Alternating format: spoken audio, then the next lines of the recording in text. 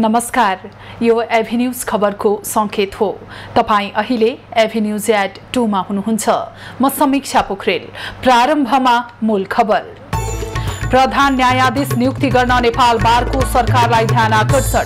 चाँडै ठोस निष्कर्षमा पुग्ने प्रधानमन्त्री दाहालको प्रतिबद्धता। प्रधान न्यायाधीशको नियुक्ति पनि हुन नसक्ने कुराले बिस्का जात्रा अन्तर्गत भेलु खेलमा भैरवको प्रतीक लिङ्गो भ्याइँदै। लिङ्गो जात्रा हेर्नाले सुख समृद्धि र सहकाल आउने विश्वास।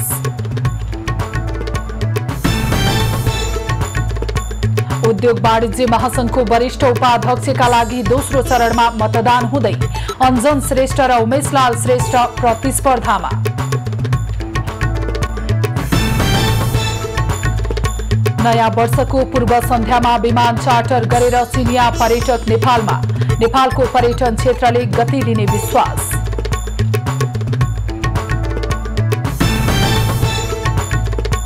र आइपीएल क्रिकेटमा आज पन्जाब र गुजरात बीच प्रतिस्पर्धा हुँदै। मोहालीमा दुवै टोली दोस्रो जितको खोजीमा।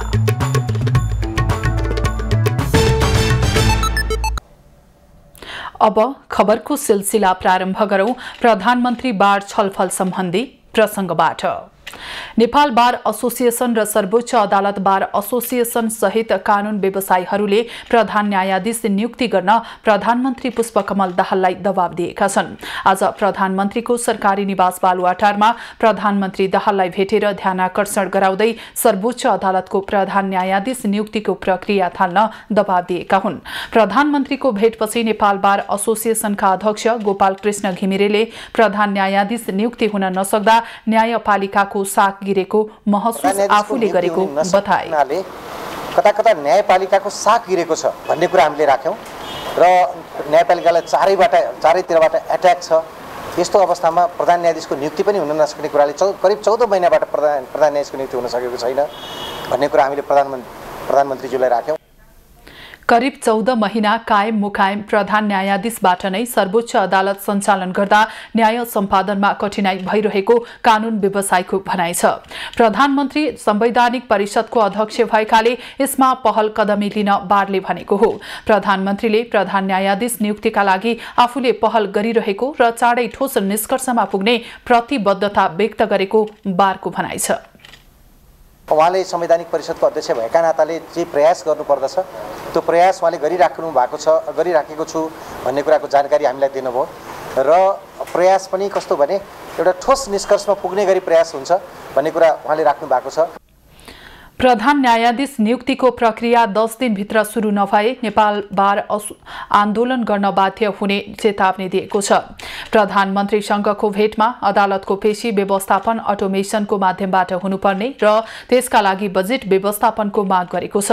न्यायपालिकामाथि आक्रमण भइरहेको भन्दै त्यसलाई कम गर्न कार्यपालिका र व्यवस्थापिकाले ध्यान दिनुपर्ने कुरा प्रधानमन्त्रीसँग बारले राखेको छ। नेपाल उद्योग वाणिज्य महासंघको वरिष्ठ उपाध्यक्ष पदको लागि पुनः निर्वाचन प्रक्रिया अघि बढेको छ। बुधबार भएको निर्वाचनमा वरिष्ठ उपाध्यक्षका कुनै पनि उम्मेद्वारहरूले 50% मत ल्याउन नसकेकाले पुनः निर्वाचन प्रक्रिया अघि बढेको हो। वरिष्ठ उपाध्यक्षका उम्मेद्वार उमेशलाल श्रेष्ठ र अञ्जन श्रेष्ठ बीच पुनः प्रतिस्पर्धा हुनेछ।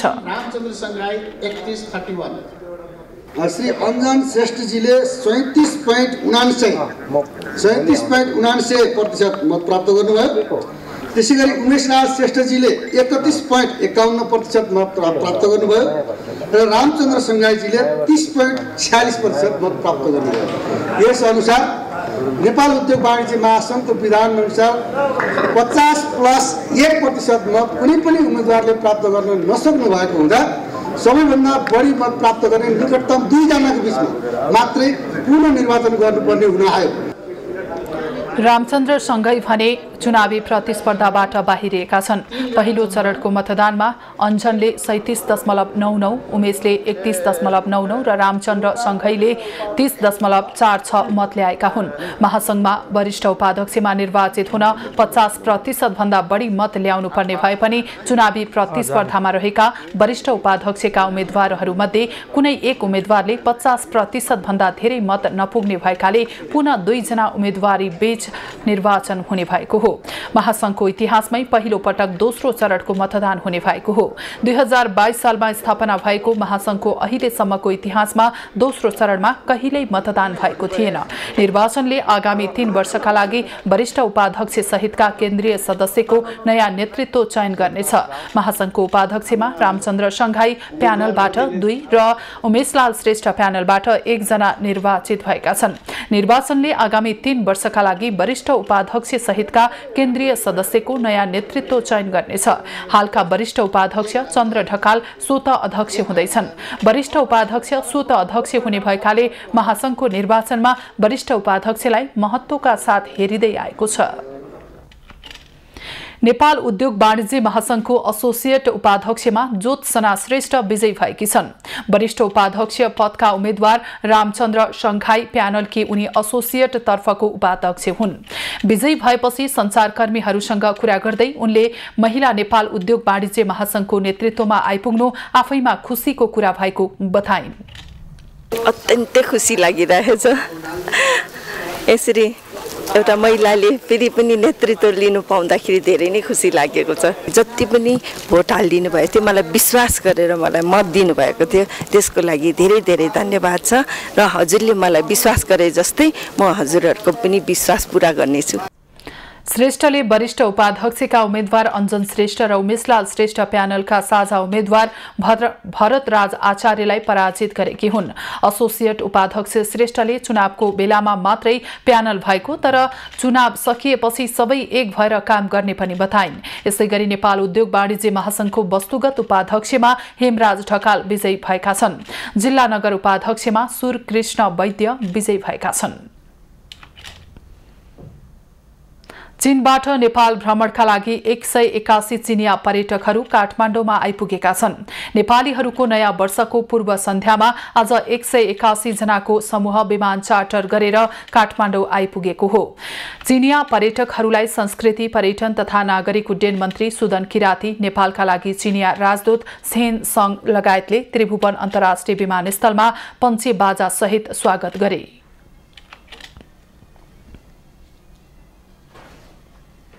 उनीहरूको करिब 7 देखि 10 दिन नेपालमा विभिन्न पर्यटकीय गन्तव्यहरूमा घुम्नेछन्। पर्यटकलाई स्वागत गरे पश्चात संस्कृति पर्यटन तथा नागरिक उड्डयन मन्त्री किरातीले नेपालको पर्यटन क्षेत्रमा चिनिया पर्यटक आउने ढोका खुलेको प्रतिक्रिया दिए। कोरोना महामारीको कारण लामो समय नेपालमा समूहमा घुम्न प्रतिबन्ध खुला हुनु नेपाल र चीनसँगको सम्बन्ध विस्तार भएको उनको भनाइ छ।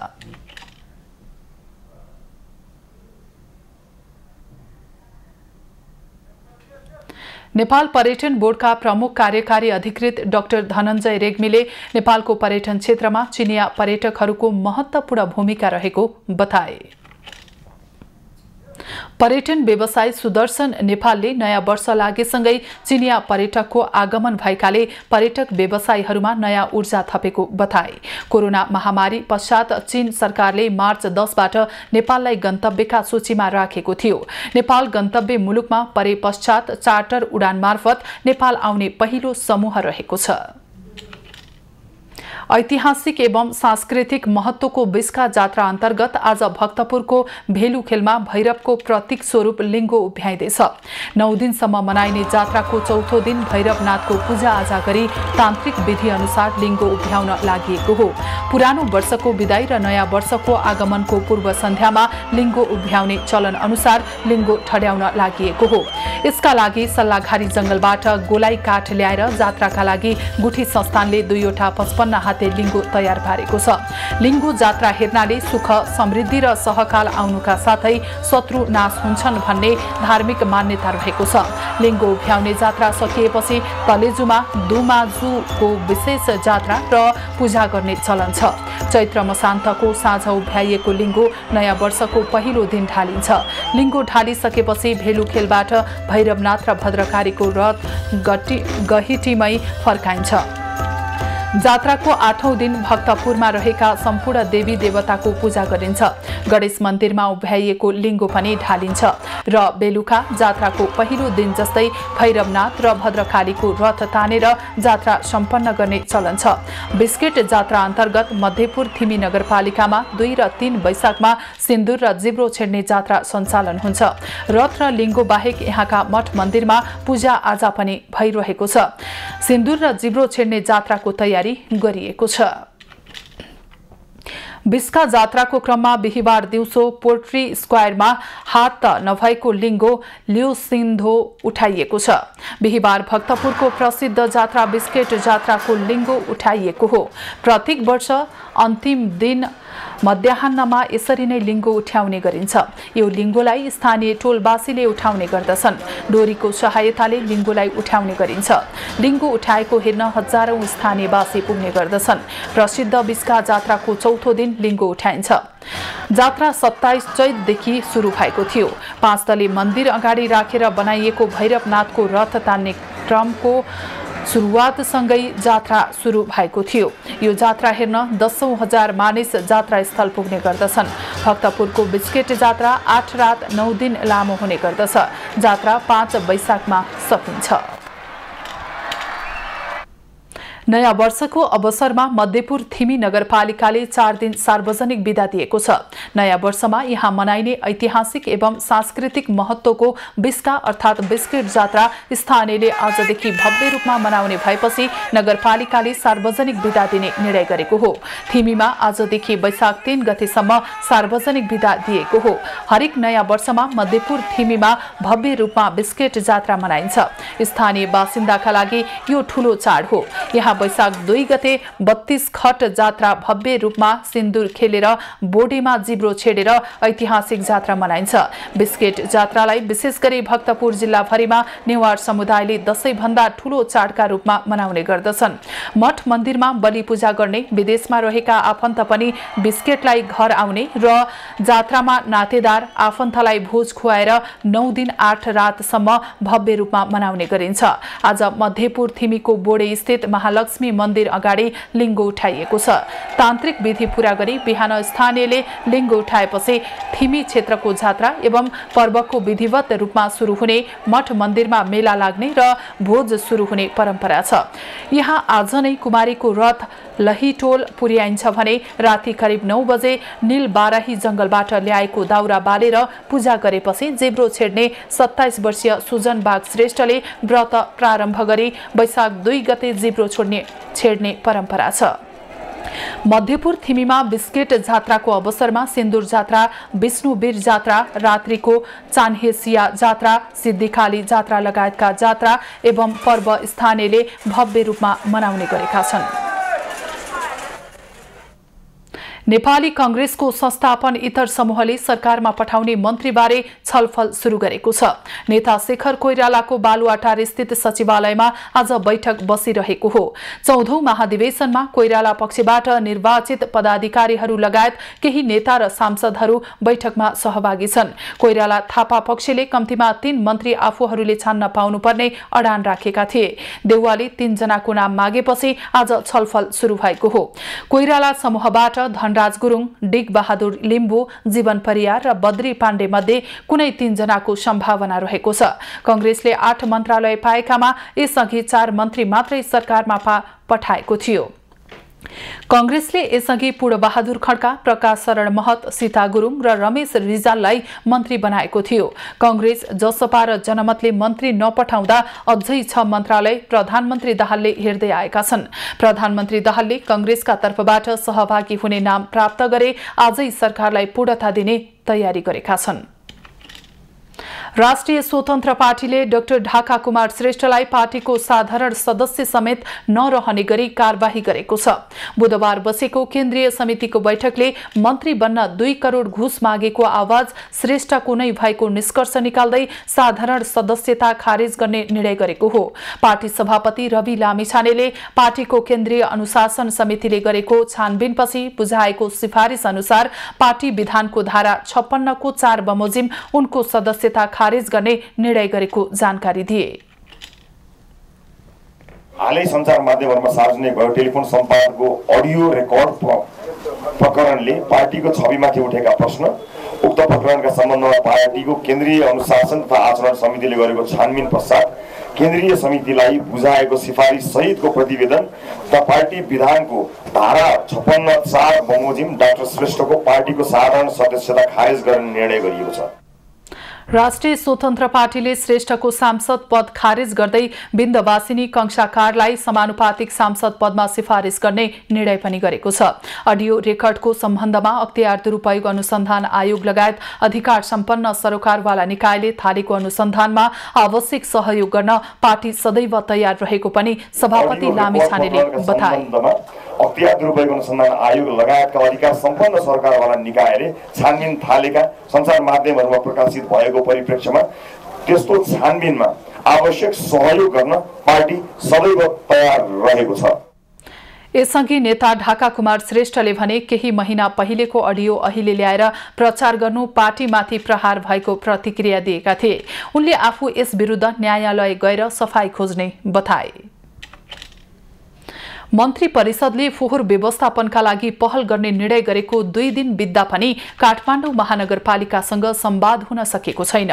संघीय सरकार र काठमाडौँ महानगरपालिका बीचको टकराव र अडानका कारण 5 दिनदेखि मुलुकको अति विशिष्ट कार्यालयहरूको फोहोर व्यवस्थापन कार्य ठप्प भएको छ। रोकिएको फोहोर व्यवस्थापन कार्य खुलाउने सन्दर्भमा प्रधानमन्त्री तथा मन्त्री परिषदको कार्यालय, शहरी विकास मन्त्रालय र काठमाडौँ महानगरपालिका संवादविहीन अवस्थामा रहेका छन्। संवाद अघि नबढ्दा राष्ट्रपति कार्यालय, मुलुकको प्रमुख प्रशासनिक केन्द्र सिंहदरबार, प्रधानमन्त्रीको सरकारी निवास बालुवाटार, ललितपुर स्थित मन्त्री निवास, प्रतिनिधि सभाका सभामुखको निवास, राष्ट्रिय सभा अध्यक्षको निवास, प्रधान न्यायाधीश निवासको फोहोर संकलन भएको छैन। मन्त्री परिषदको मंगलबारको बैठकमा काठमाडौँ महानगरपालिकाका प्रमुख बालेन्द्र शाहको अभिव्यक्तिप्रति आपत्ति जनाउँदै महानगरपालिकालाई जिम्मेवारी बोध गराउने र फोहोर व्यवस्थापनबारे छलफल भएको थियो। तर फोहोर व्यवस्थापनको जिम्मा लिएका कम्पनी भने सरकार र महानगरका तर्फबाट आफूलाई ठोस निर्देशन नभएसम्म फोहोर व्यवस्थापन पुनः सुरु नगर्ने अडानमा छन्। फोहोर व्यवस्थापनको मुख्य भूमिकामा रहेको काठमाडौँ महानगरपालिकाले केही दिनदेखि नउठाइएको फोहोर व्यवस्थापनको सम्बन्धमा प्रधानमन्त्री तथा मन्त्री परिषदको कार्यालय, शहरी विकास मन्त्रालय वा अन्य कुनै निकायबाट महानगरलाई कुनै जानकारी प्राप्त नभएको जनाएको छ। फोहोर व्यवस्थापनका लागि सरकार र महानगरबाट आफूहरूलाई लिखित निर्देशन प्राप्त नभएसम्म फोहोर नउठाउने फोहोर व्यवस्थापनमा खटिएको कम्पनीले जनाएको छ। खबरको सिलसिला अझै जारी छ, हामीसँगै रहनुहोला।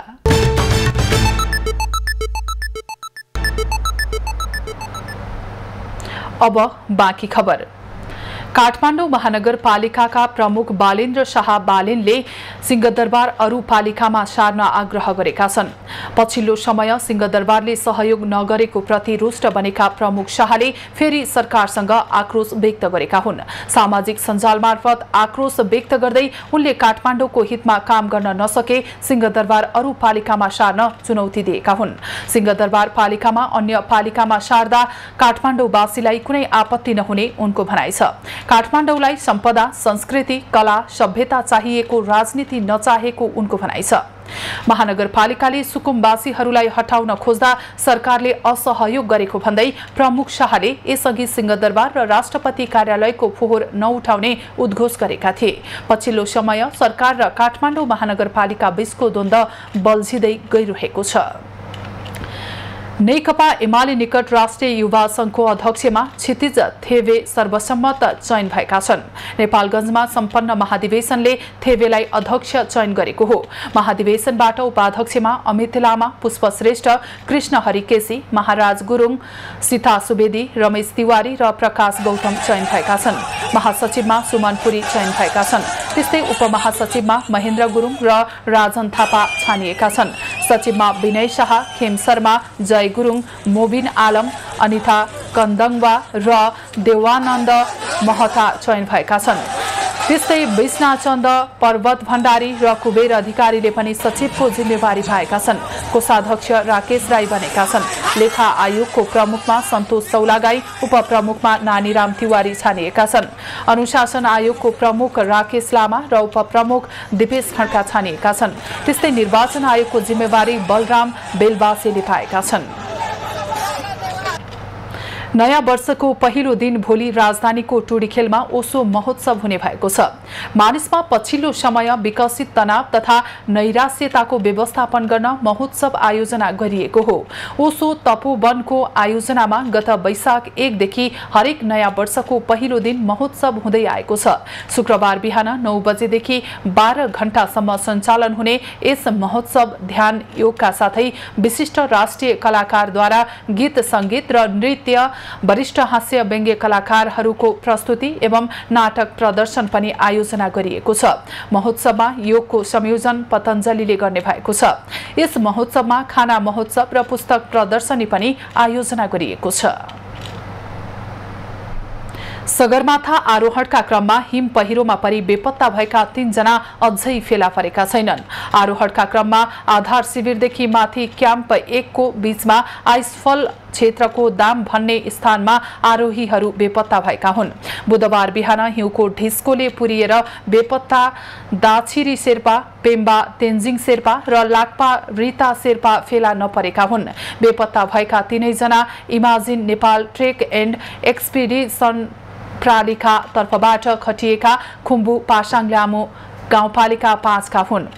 उनीहरू चालू वसन्त ऋतुमा सगरमाथा आरोहणका लागि बाटो निर्माण गर्न आवश्यक सामग्री पुर्याउने क्रममा आधार शिविरदेखि माथि क्याम्प 1 को बीचमा आइसफल क्षेत्रको दाम भन्ने स्थानमा बेपत्ता भएका हुन्। सिमरिक एयरको हेलिकप्टर र स्थलगत मार्गबाट बेपत्ताको खोज तलास तथा उद्धार कार्य जारी छ। खोजीमा स्थानीय प्रशासन, सगरमाथा प्रदूषण नियन्त्रण समिति, हिमालयन उद्धार सङ्घ, इमाजिन एक्सपिडिसन कम्पनी र पर्वतारोहण सञ्चालक सङ्घ नेपाल सङ्घको सहकार्य रहेको छ। बाटो बनाउने काम सगरमाथा प्रदूषण नियन्त्रण समितिले गर्दै आएको छ। यसपटक क्याम्प 2 सम्मको बाटो बनाउन खटिएका 10 जना अनुभवी आइसफल डाक्टरले 10 दिन पहिले नै क्याम्प 2 सम्मको बाटो तयार पारिसकेका छन्। सगरमाथा आरोहण गर्नुअघि आरोहीहरू आधार शिविरबाट क्याम्प 2 सम्म पटक पटक आवत जावतमा प्रयोग हुने यो बाटो बिग्रिरहने भएकाले आरोहण सिजन सकिने दिनमै बाटो बनाउने टोली तयारी अवस्थामा रहने गरेका छन्। यसपटक आधार शिविरदेखि क्याम्प 2 सम्मका विभिन्न स्थानमा 15 वटा भर्याङ प्रयोग गरिएको छ।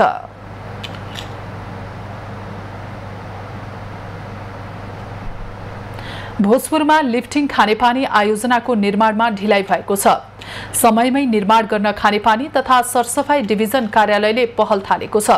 काममा सोचे अनुरूप प्रगति नदेखिएपछि कार्यालयले योजना सञ्चालन स्थलको अनुगमन समेत गरेको छ। बजेट अभावमा भोजपुरको अरुण गाउँपालिकामा निर्माण भइरहेको अरुण नदी जरायोटार खानेपानी आयोजनाको काममा ढिलाइ भएको छ। सुक्खाग्रस्त क्षेत्रलाई लक्षित गरेर वडा नम्बर 6 जरायोटार र वडा नम्बर 7 सिक्रीटारका नागरिकका लागि पानी उपलब्ध गराउन आयोजना सञ्चालन गरिएको हो। क्रमागत योजनाका रूपमा रहेको उक्त आयोजनामा प्रत्येक वर्ष न्यून बजेट विनियोजन हुँदा काममा ढिलाइ भएको देखिएको छ। पानीको पर्खाइमा बसेका स्थानीयले योजनाको कामलाई चाँडो सम्पन्न गराउन माग गरेका छन्। उपभोक्ताहरूलाई खानेपानीको विकराल समस्या छ, अझै छ र त्यसो भएको हुनाले यो खानेपानी चाहिँ छिटै चाहिँ सम्पन्न भएन। यहाँका शासक मजदुरी सङ्ख्याले चाहिँ खानेपानीबाट लाभान्वित हुन सक्छन्। एकदमै अभाव छ, थोरै थोरै चलाउनुपर्छ। तेल जस्तै यसो जतन गरेर मर्यो भने टोइलेट जाने पानी नि हुँदैन, कहिले बिजोग छ। योजना निर्माण भइरहेको स्थानको खानेपानी तथा सरसफाई कार्यालयले स्थलगत अनुगमन गरेर कामलाई चाँडो सम्पन्न गराउन पहल थालेको छ। कार्यालयले उपभोक्ता समिति मार्फत आवश्यक जानकारी समेत लिएको छ। प्रदेशबाट आउने बजेट कम रहेका कारण निर्माणमा सोचे अनुरूप प्रगति गर्न नसकिएको कार्यालयको भनाइ छ। 19 करोडको आयोजनामा अब एक वर्षमा 35 लाख 40 लाख त्यसो दिँदाखेरि अब कति वर्ष लाग्ने भयो। त्यसलाई यो प्रदेश सरकारले र यहाँको स्थानीयवासीहरूले यो कति छिटोभन्दा छिटो योजना सञ्चालनको लागि मन्त्रालयमा पहल गर्ने आवश्यक। कुल लागत 19 करोड भए पनि क्रमागत योजना भएकाले वर्षमा 25-40 लाख मात्र आउँदा काममा ढिलाइ हुने गरेको छ। निर्माणको कामलाई चाँडो सम्पन्न गराएर स्थानीयको पानीको समस्या अन्त्य गर्ने वर्षेनी आउने बजेटमा वृद्धि गर्नुपर्ने उपभोक्ता समितिको भनाइ छ। बजेट अलिक अभाव भएको कारणले गर्दाखेरि यहाँको आम उपभोक्ताले चाहिँ सही समयसम्ममा जुन अब एउटा बजेटको योजनाको टार्गेट अनुसार चाहिँ भोलि यो काम सम्पन्न नहुने हो कि भन्नेमा हामीलाई चाहिँ एकदम चिन्ता र चासो छ।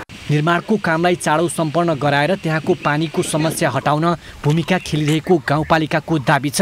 प्रदेश र जने सँगसँग जने हाम्रो प्रयत्न रहन्छ यसको बजेटको जनेमा पनि मात्रा बढाएर समयमै काम सम्पन्न गरेदेखि हुन्थ्यो भन्ने हाम्रो कुरा। योजनाको पाइप विस्तारको काम तीव्र गतिमा भइरहेको भए पनि बजेट अभावमा पानी तान्ने ठाउँमा पम्प जडान तथा विद्युत जडानको काम हुन सकेको छैन। योजना सम्पन्न भएपछि त्यहाँका 733 घरलाई प्रत्यक्ष लाभ पुग्ने उपभोक्ता समितिले जनाएको छ। आर्थिक वर्ष 2076-77बाट योजनाको काम थालिएको थियो। युवराज विष्ट, भोजपुर। बैतडीमा 6 जनाको ज्यान जाने गरी दुर्घटना भएको जीपका चालकलाई प्रहरीले नियन्त्रणमा लिएको छ। मंगलबार राति खोडपे भजाङ जोड्ने जय पृथ्वी राजमार्ग अन्तर्गत पर्ने बैतडीको पाटन नगरपालिका 8 को झौलेक मोडमा मंगलबार राति 11 बजे C1 ज 764 नम्बरको जीप दुर्घटना हुँदा 6 जनाको घटनास्थलमै मृत्यु भएको थियो। दुर्घटना लगत्तै फरार रहेका चालक बझाङको केदार शिवका 27 वर्षीय अर्जुन बोहरालाई प्रहरीले नियन्त्रणमा लिएको हो। उनलाई ढोल्या मोडबाट नियन्त्रणमा लिएको प्रहरीले जनाएको छ। उनीमाथि सवारी ज्यान सम्बन्धी मुद्दा दर्ता गरेर प्रहरीले अनुसन्धान अघि बढाएको छ। दुर्घटनामा परि बझाङको केदार शिव गाउँपालिका 5 को बाजका 60 वर्षीय मने बोहरा, 42 वर्षीय नरे बोहरा, 35 वर्षीय गोरख बोहरा, 45 वर्षीय मानबहादुर धामी, 45 वर्षीय बिर्ख धामी र 40 वर्षीय बिरे धामीको मृत्यु भएको थियो। जीपमा सवार 5 जनाले हाम फालेर ज्यान बचाएका थिए। दुर्घटनापछि क्षतिपूर्तिको माग सहित घटनास्थलमै मृतकका आफन्त बुधबार आन्दोलित भएका थिए। चालक र साहु सम्पर्कमा आएको र केदार शिव गाउँपालिकाले पनि क्षतिपूर्ति दिने भनेपछि आफन्तले आन्दोलन फिर्ता गर्दै सब बुझेका छन्। भारतको पिथौरागढमा मजदुरी गरेर नयाँ वर्ष मनाउन फर्किरहेका उनीहरू दुर्घटनामा परेका हुन्। जीप सडकबाट 5 मिटर तल खसेको थियो। उकालो सडकमा 81 जीप ब्याक भएर भिरमा खसेको थियो। ब्रेक फेल भएर दुर्घटना भएको प्रहरीले जनाएको छ।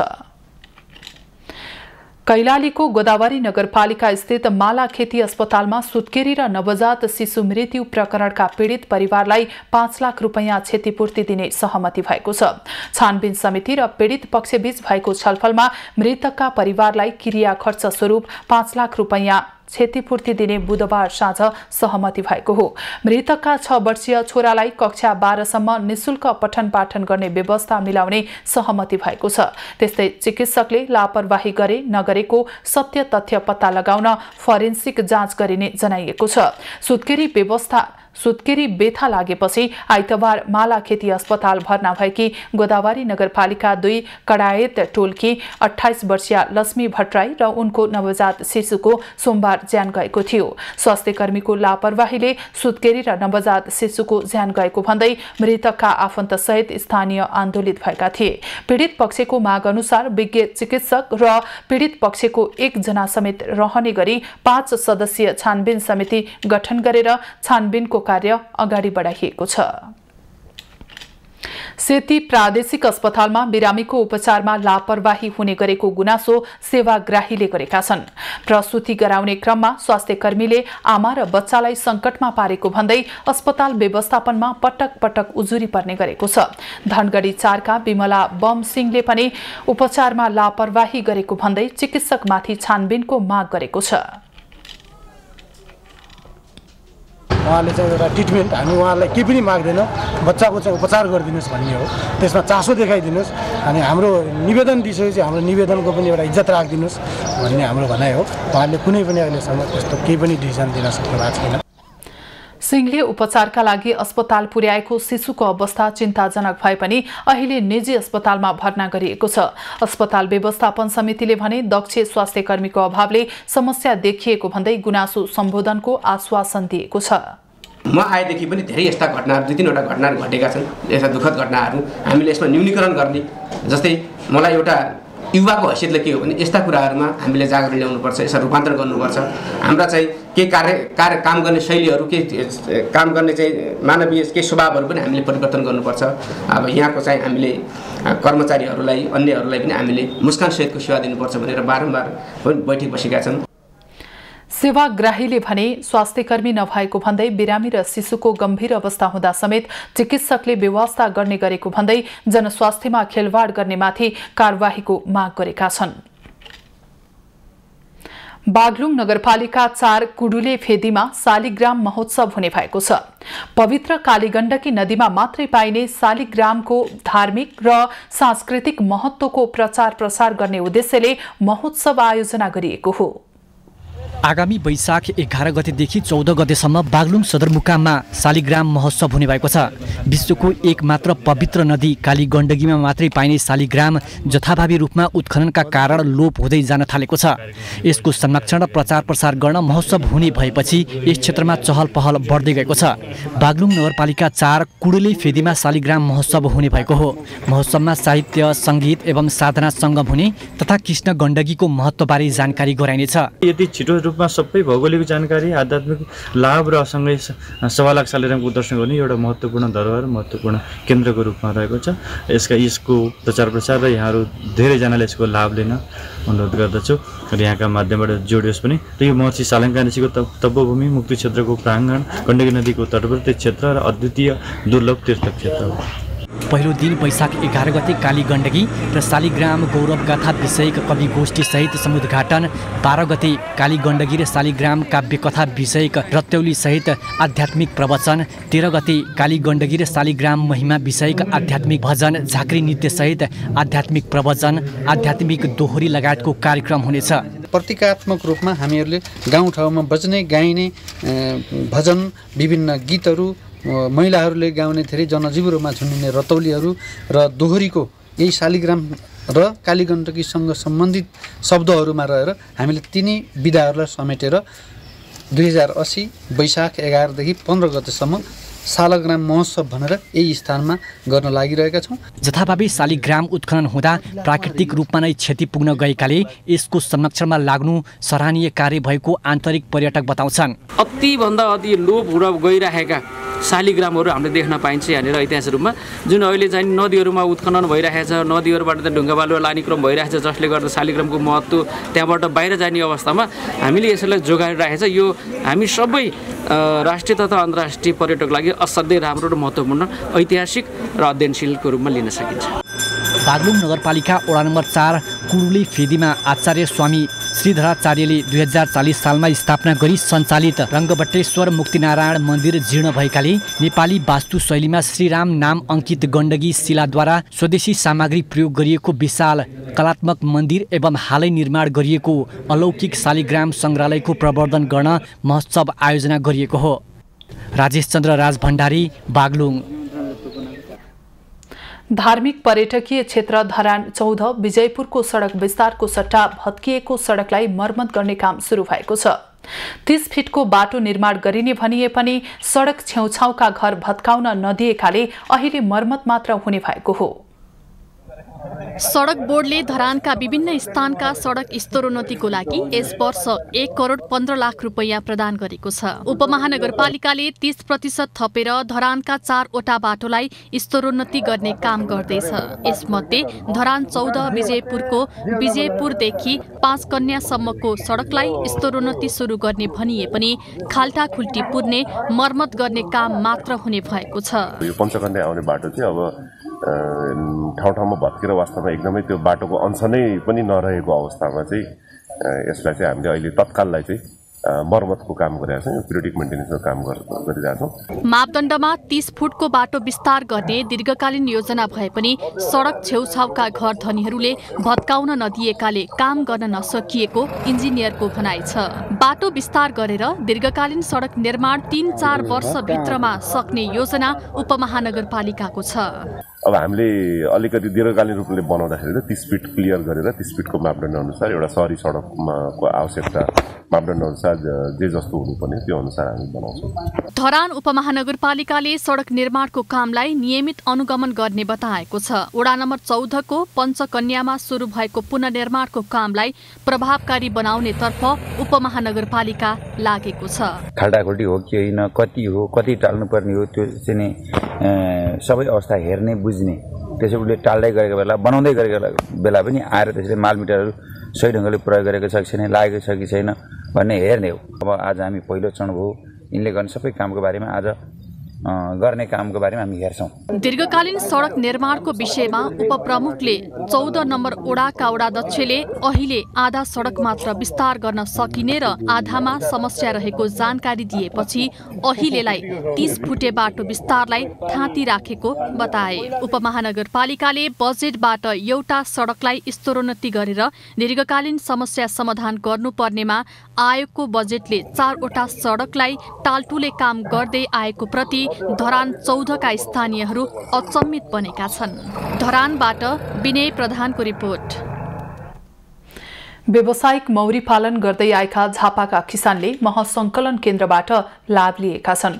केन्द्रले बजारीकरणमा सहयोग पुर्याउँदै आएको छ। महमा आत्मनिर्भर बन्न झापाका किसान एकीकृत भएका छन्।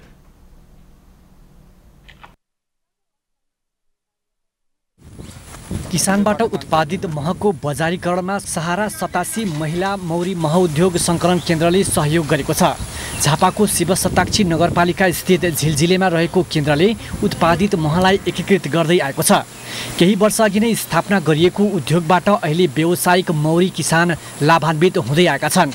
यसअघि उत्पादित महका लागि बजारको समस्या भोग्दै आएका किसान अहिले उद्योग स्थापनासँगै हाताहाती पैसा पाउँदा खुसी देखिन्छन्। अनि हामीले मौरी चाहिँ ऋणमा ल्याएर किनेको हुन्छौँ होइन, अनि म ल्याउने बित्तिकै ऋण पैसा पाउँदाखेरि हामीले छिटो ब्याज तिर्न सक्छौँ र निकै सहज पनि भएको छ र घरहरूमा पनि परिवार चलाउन एकदम सहज छ। 2075 सालमा स्थापित उद्योगमा नेपालकै नमुना सहकारी सहारा नेपाल र होक्से कृषि सहकारी संस्था समेतको 1 करोड 25 लाख रुपैयाँको लागतमा उद्योग सञ्चालनमा आएको हो।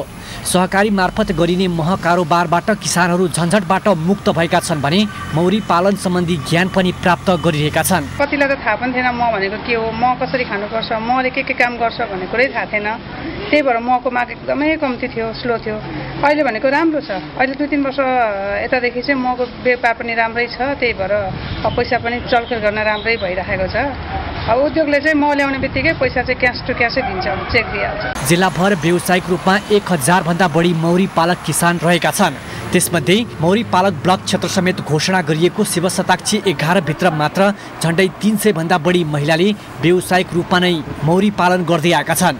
जिल्लामा वार्षिक 60 टन भन्दा बढी मह उत्पादन हुँदै आएको छ। किसानहरूलाई जुन उत्पादन भएको मह चाहिँ बजार दौडेन नपरोस्, उनीहरूले उत्पादनमै फोकस होस् र यो मह उद्योगले चाहिँ बजारीकरणको समेत काम गरेर प्रशोधन तथा बजारीकरणको काम गर्न सकोस् भन्ने सोचका साथ यो उद्योग स्थापना गरिएको हो। उद्योगमा आबद्ध सहकारीले किसानले उत्पादन गरेको मह खरिद गरेर बिक्री गर्ने गरेको छ। कच्चा महबाट उद्योगले प्रशोधन गर्ने गरेको छ। नेपाली महले बजार नपाउँदा भारतीय महले नेपाली बजारमा कब्जा त गरेको छ, साथै अर्बौं रुपैयाँको मह आयात भइरहँदा समेत सरकारले स्वदेशी महलाई प्राथमिकतामा राख्न नसक्दा किसानहरू झनै ठूलो मर्कामा परेको देखिन्छ। सन्तोष नेउपाने, झापा। खबरको सिलसिला अझै जारी छ, हामीसँगै रहनुहोला। शहीद स्मारक ए डिभिजन लीग फुटबलमा आज नेपाल पुलिस क्लब र 3 स्टार क्लब बीच प्रतिस्पर्धा जारी छ। दुई टोली बीचको खेल एन्फा कम्प्लेक्समा भइरहेको हो।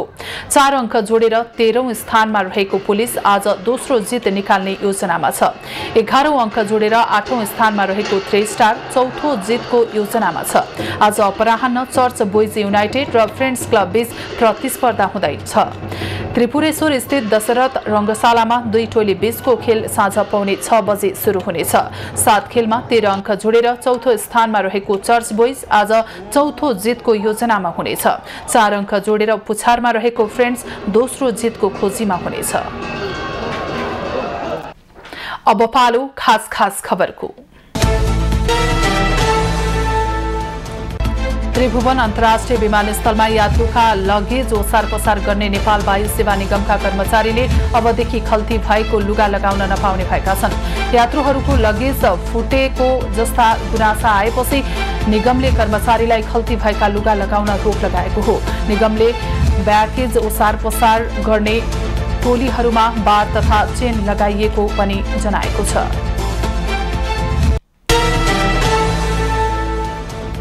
नेपाली कांग्रेसका नेता डाक्टर शेखर कोइरालाले सिंहदरबारको पोहोर नउठाउनु काठमाडौँ महानगरपालिकाको अराजकता भएको बताएका छन्। बिहिबार बिहान ट्वीट गरी कोइरालाले जिम्मेवार निकायले गरेको यो व्यवहारको सबैले विरोध गर्नुपर्ने बताएका हुन्। संघीय सरकारले पनि महानगरले उठाएका प्रश्नको व्यवस्था गर्दै धम्कीपूर्ण भाषा प्रयोग हुनु गलत रहेको उनको तर्क छ।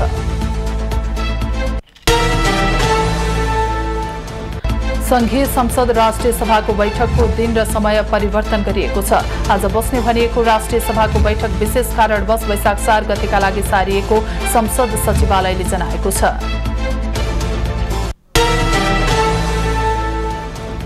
अख्तियार दुरूपयोग अनुसन्धान आयोगले श्रीमानको मृत्यु भए पनि श्रीमतीबाट असुल उपरको माग दावी गर्दै विशेष अदालतमा आरोप पत्र दायर गरेको छ। भ्रष्टाचार निवारण ऐनले मरेका व्यक्तिको हकमा सरकारी वा निजी बिगो क्षतिपूर्ति रकम भराउन सकिने व्यवस्था अनुसार अख्तियारले भवानी ट्रस्ट कन्स्ट्रक्सनका मुख्य सञ्चालक ईश्वरी प्रसाद भट्टको मृत्यु भएको देखिएकाले हक खाने एमसीआरका खगेश्वरी भट्टलाई मुद्दा दायर गरेको हो।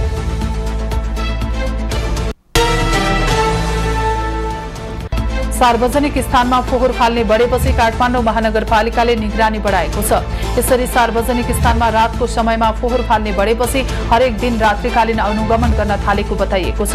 जथाभावी फोहोर फालेको भन्दै काठमाडौँ महानगरपालिकाले एक सातामा 15,000 असुलेको छ।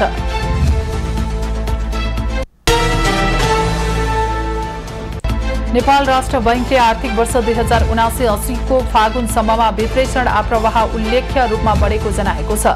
समीक्षा अवधिमा विप्रेषण आप्रवाह 25.30% वृद्धि भएर 794 अर्ब 32 करोड पुगेको छ। त्यस्तै अमेरिकी डलरमा विप्रेषण आप्रवाह 14.80% वृद्धि भई 6 अर्ब 9 करोड पुगेको छ।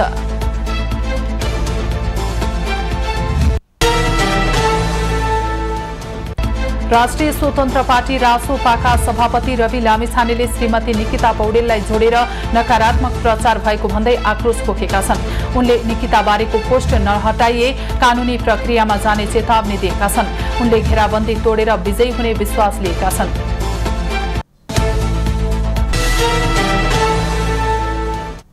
अब पालो एभेन्यूज एट मौसमको।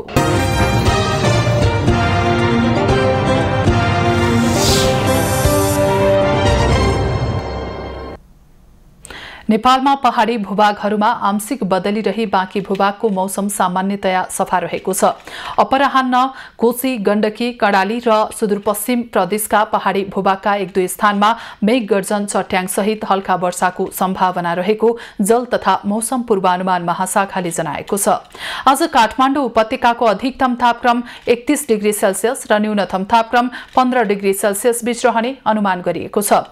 आज सूर्योदय बिहान 5:41 भयो भने सूर्यास्त साँझ 6:27 हुनेछ। आज देशभरको मौसम कस्तो रहला त हेरौं देशका विभिन्न स्थानको अनुमानित मौसमी अवस्था।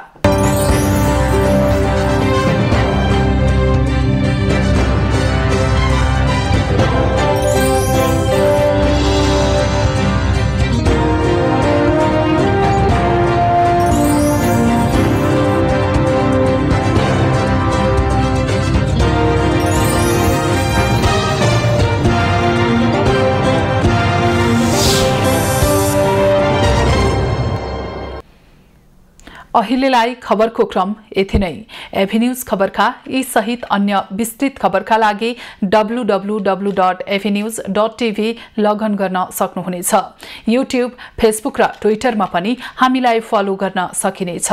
खबरभित्रको खबरका लागि हेर्दै रहनुहोला एभेन्यूज खबर। नमस्कार।